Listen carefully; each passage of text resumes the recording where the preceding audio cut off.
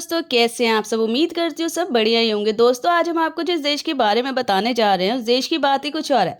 इस देश को एशिया का सबसे विकसित देश माना जाता है। इस देश में एक अजीबोगरीब त्यौहार मनाया जाता है जिसमें हर चीज़ लिंग के आकार की बेची जाती है।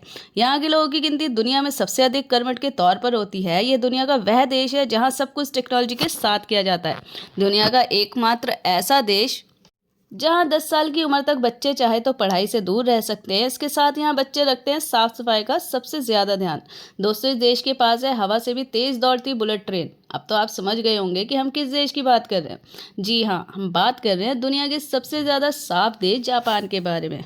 तो फिर देर किस बात की, आइए जानते हैं खूबसूरत देश जापान के बारे में। दोस्तों, जापान एक प्राचीन देश है। यहाँ के रीति रिवाज और परंपराएं भी बेहद अनूठे हैं।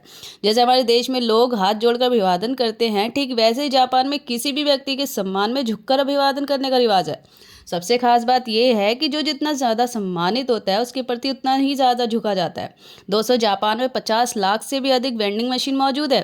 क्यों चौंक गए ना। आप भी सोच रहे होंगे ऐसी कौन सी ज़रूरत के लिए इतनी सारी मशीन जापान में लगाई हुई हैं। Japan vending machine manufacturers association के अनुसार एक वेंडिंग मशीन प्रति 23 लोगों की ज़रूरत को पूरा करती है। देश में लगभग हर चीज़ के लिए एक वेंडिंग मशीन है, चाहे वह स्नैक्स हो या अंडरगारमेंट्स। दोस्तों, जापान के लोग सुबह की बजाय रात में नहाना पसंद करते हैं क्योंकि वहाँ के लोगों का मानना है कि इससे पूरे दिन की थकान दूर होती है और अच्छी नींद भी आती है। दोस्तों, अधिकांश देशों में काम के दौरान सोना मतलब या तो आपको बॉस से डांट पड़ेगी वह फिर कोई स्ट्रिक्ट एक्शन लिया जा सकता है। पर जापान में काम के दौरान सोना पूरी तरह से स्वीकार्य है क्योंकि यहाँ ऐसा माना जाता है कि काम के दौरान सोना आलस का नहीं, कड़ी मेहनत का संकेत है। जापान की कुछ कंपनी कर्मचारियों को दोपहर 1 बजे से शाम 4 बजे के बीच किसी भी समय 30 मिनट सोने की अनुमति देती है। जापान में मछलियों की सबसे बड़ी मंडी टोक्यो में लगाई जाती है। जापान के लोग मेहनत से कमाना जानते हैं तथा ये लोग मुफ्त में मिली किसी भी चीज़ को स्वीकार नहीं करते हैं। उन्हें टिप लेना भी पसंद नहीं है। जापान के कानून में एक ऐसा नियम है जिसके तहत बच्चों को 10 साल तक किसी भी तरह की परीक्षा नहीं देनी पड़ती। इन 10 सालों में उन्हें उनका बचपन एंजॉय करने दिया जाता है। यहाँ की मातृभाषा जापानी भाषा है तथा ये लोग जापानी भाषा में ही अपनी शिक्षा ग्रहण करते हैं। यहाँ तक कि जापान के वैज्ञानिक जापानी भाषा में ही शोध करते हैं। दोस्तों, यहाँ एक अजीब त्यौहार मनाया जाता है जिसमें हर चीज़ लिंग के आकार की बेची जाती है। जापान में 2 लोगों का हाथ पकड़कर साथ चलना भी अच्छा नहीं माना जाता।